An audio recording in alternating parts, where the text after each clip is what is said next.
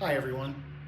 I'm going to show you a little tutorial about cutting an oval framed mirror for a customer. This is all done by hand, tracing the original mirror that came out of the frame. First I'm going to show you the frame that the customer sent.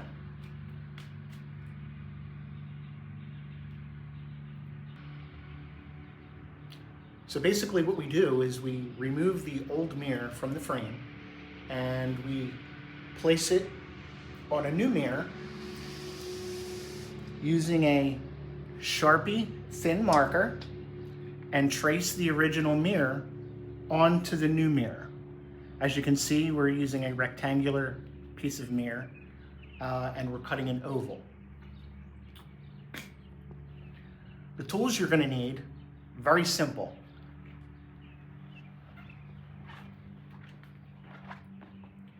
You're going to need colorless, odorless lamp oil, or kerosene or diesel fuel or linseed oil to lubricate your glass cutter. This is a carbide tipped glass cutter, and you'll need a pair of glass breaking pliers. That's pretty much it. I'll show you what the process looks like. So here's our mirror. I traced the oval shape that we're going to cut. And then I also traced a line close to the edge of that original shape. This extra material needs to come off so that when you remove the cut piece of mirror, it doesn't chip the glass by having too much weight overhang on either of the four corners. I'll show you how this is done.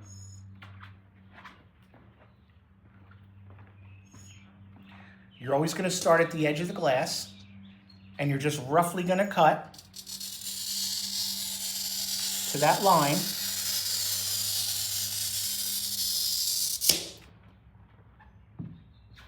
And then you're going to take your glass breaking pliers, you're going to squeeze the glass, gentle pressure, and follow the score. And it comes off like that. We're now going to do this to all four corners.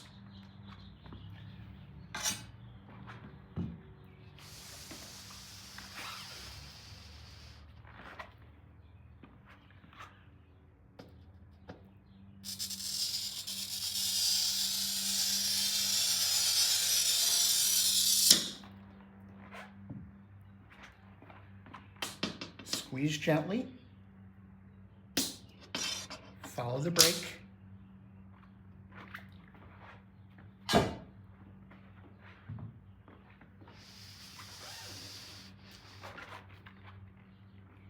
if your glass cutter needs lubricant, dip it in the linseed oil or the kerosene to lubricate the cutting wheel, which is at the very tip of this cutter.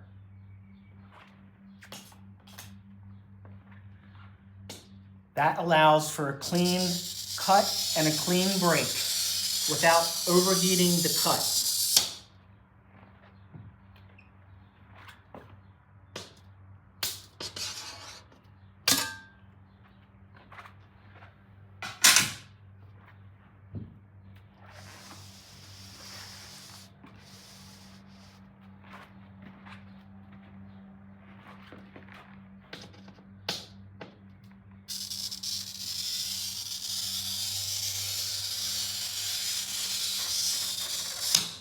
This is always good to do with the less coffee you have in the morning.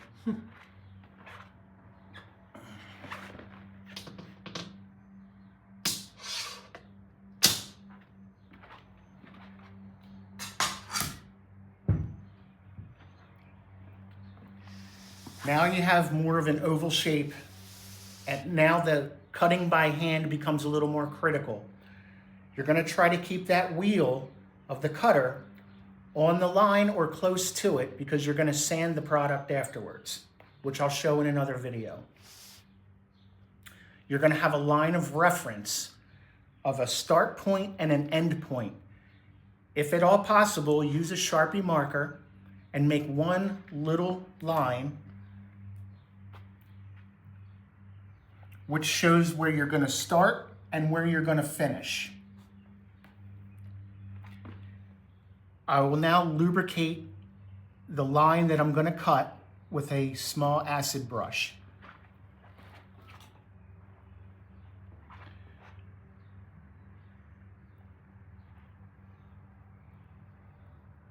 Try to get as much on the line as you can.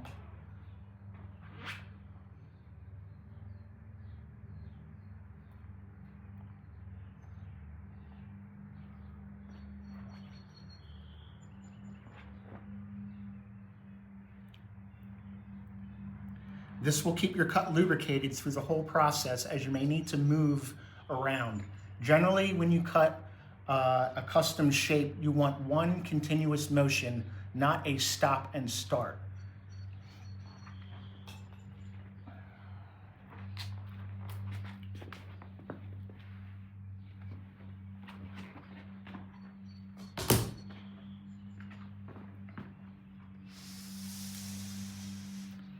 I'm going to start at my start line, and I'm going to go all the way around until I finish. Sometimes if you want, you can remove some of the oil by the line so that when you can see the score mark where you start and where you have to end.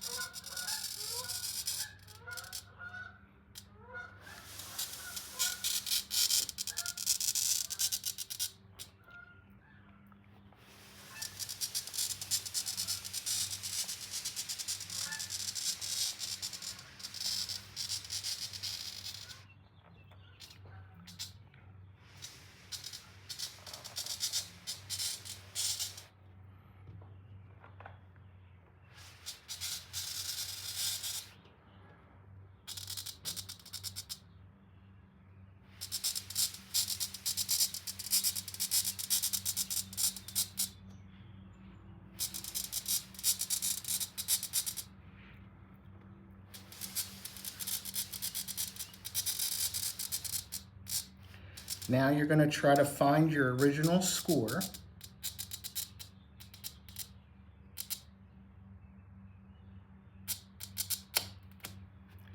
And then that's it.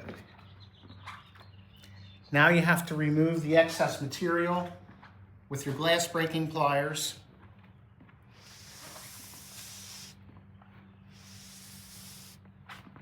Generally with your drop jaw pliers, you'll have a lower end, which is the drop jaw, and then a thinner end. The drop jaw adds the leverage that always goes at the bottom. Turn that around, gently tap till you get a break. Then you're going to flip your glass pliers around and you're going to gently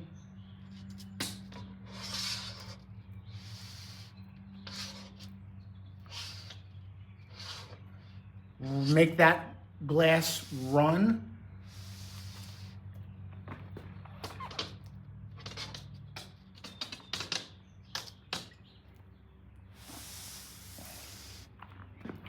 Always start behind the run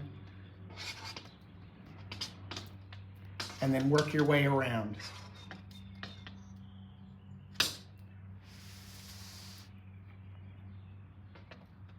I always make my run to the original start and stop point on both sides so that the end ends up at that original point.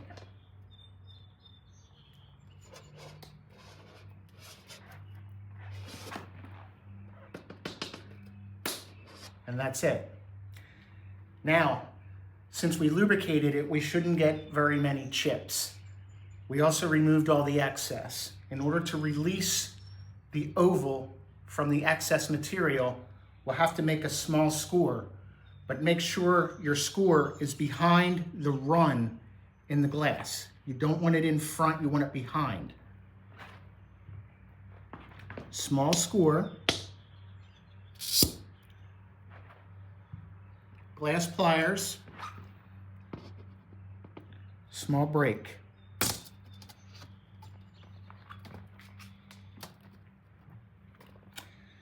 The glass now will flex a little bit since there's not a lot of material. So you want to spread it and slide it.